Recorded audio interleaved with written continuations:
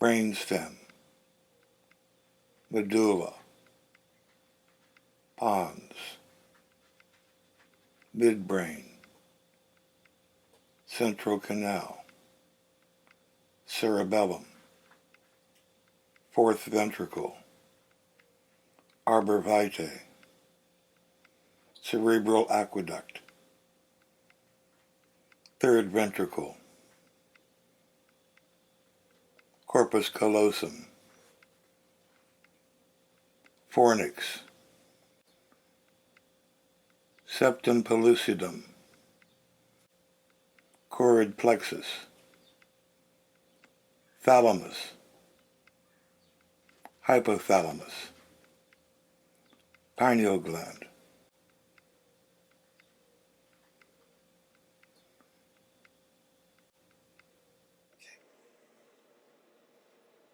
Now that we've reviewed all the external brain regions, we can take apart the model and review some of the structures that are viewed in this sagittal section of the brain.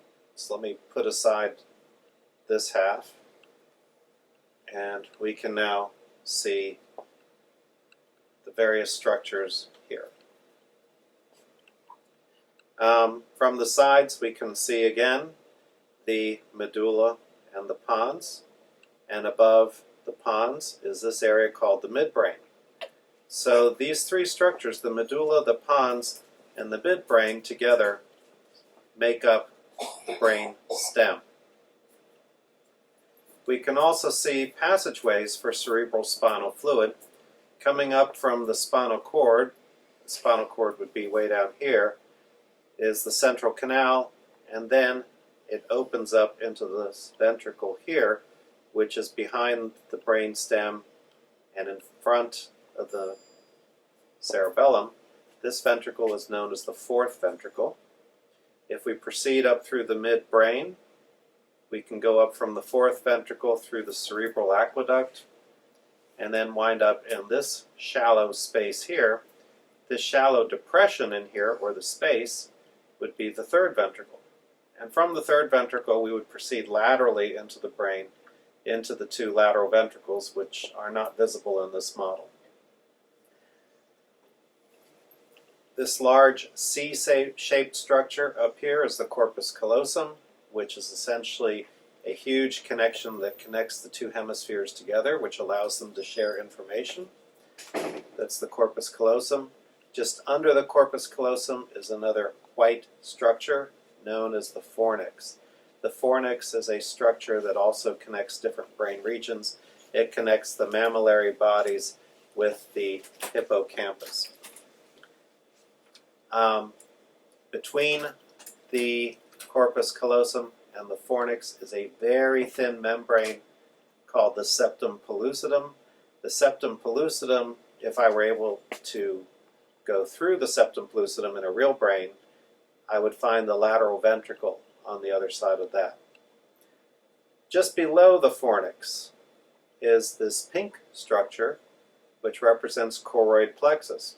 Choroid plexus is a highly vascular structure, which means it contains lots of blood vessels, and this is responsible for manufacturing cerebral spinal fluid. We see choroid plexus here, but it does also exist in the lateral ventricles and in the fourth ventricle. As I mentioned earlier, this depression is the third ventricle. That's the empty space. But these structures now, which are in the area of the third ventricle, these solid structures represent, this area right here represents the thalamus. The thalamus is a major sensory relay to the brain. It conveys sensory information and distributes it to all other important parts of the brain. For example, visual information has to go through the thalamus before it can go to the visual cortex. Auditory information also has to pass through the thalamus before it can go to auditory cortex, and so on and so forth. The area right here, just below the thalamus, is known as the hypothalamus, hypo meaning below. Hypothalamus is really one of the more important homeostatic control mechanisms of the brain. It's responsible for regulating things like thirst and hunger. Many of your drives, body temperature, and so on and so forth is controlled by the hypothalamus. And very importantly, the hypothalamus controls the pituitary gland, which is missing from this model, but it would be hanging here below the hypothalamus. So the hypothalamus directly regulates the pituitary gland, which in turn is one of the major endocrine structures of the body.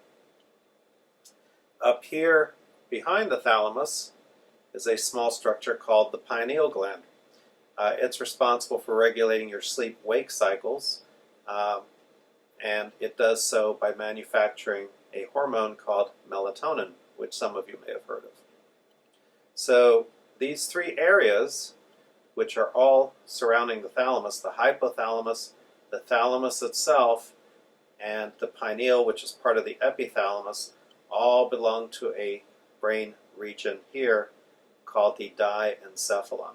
The diencephalon.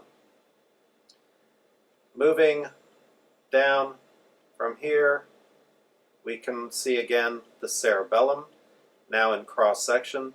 You can also see that the cerebellum has gray matter and white matter. The white matter is represented by this branching white tree-like structure on the model, and the white matter of the cerebellum is called the arbor vitae because of its resemblance to the branches of a tree.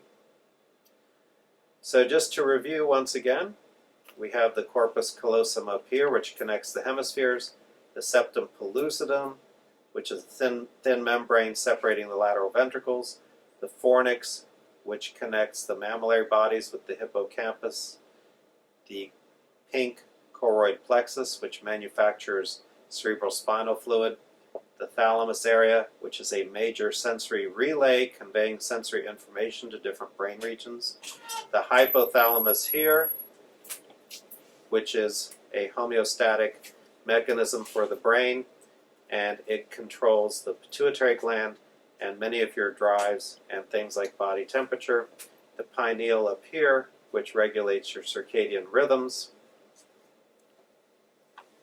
your brain stem consisting of three regions, the midbrain with the cerebral aqueduct running through it, the pons here, the medulla here, the pons and medulla regulating important things like respiration and heart rate. The cerebellum in the back, which is helpful in regulating coordination and balance.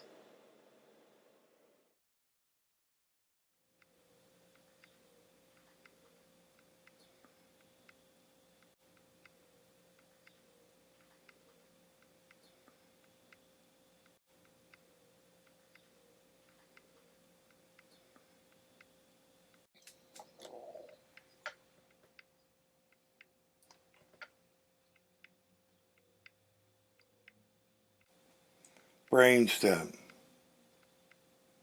medulla, pons, midbrain,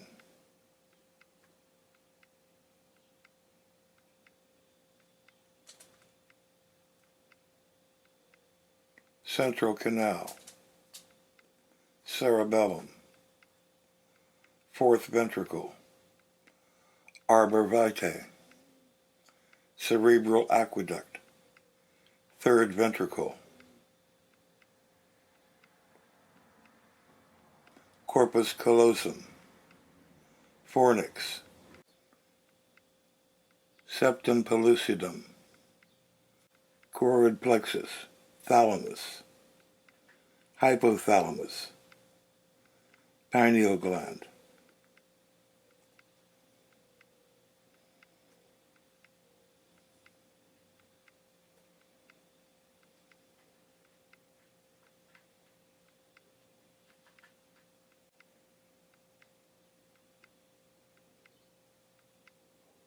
Brainstem, medulla, pons, midbrain, central canal, cerebellum, fourth ventricle, arbor vitae, cerebral aqueduct, third ventricle, corpus callosum, fornix, septum pellucidum, choroid plexus, thalamus, hypothalamus, pineal gland,